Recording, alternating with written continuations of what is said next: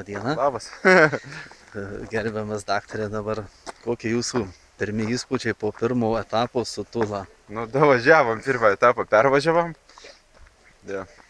Jo, Reikia tikėtis, kad ir kitus etapus pabaigsim laimingai. čia vienas kolega iš Kaliningrado tokį pastebėjimą priejas davė, kad sakė, labai jūs įdomiai pavaras junginėjat, ten su tokiais įdomiais judesiais, kas ten pas jūs vyksta su tai greičio dėžė. Kitaip neperjungsi ten tų pavarų. Arba įsijungi, arba pataikai jungti, arba nepataikai. Ir dabar ties vienas gedimas buvo toks rimtas, sustojimas net. Taip. Kas įvyko? Tai laidas nukrito nuo žvakės. Ir kas padėjo sutaisyti jums? Nu, patirtis. Dabar kaip jūs įvertintumėt pirmą etapą? Pirmas etapas. Neblogas, kelias geras. Jeigu toks bus toliau visus etapus, tai reikia tikėtis, kad pabaigsim.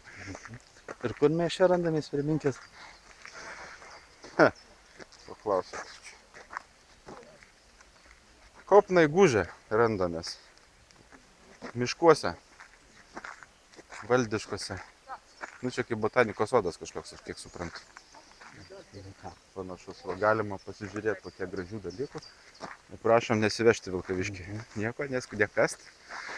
Извините, алло, какие приветы для Литвы? Привет. Спасибо. Taigi mes randamės botanikos sode, vaizdelius panoraminius, prašom. Nu, mane nufotkink bendram fone.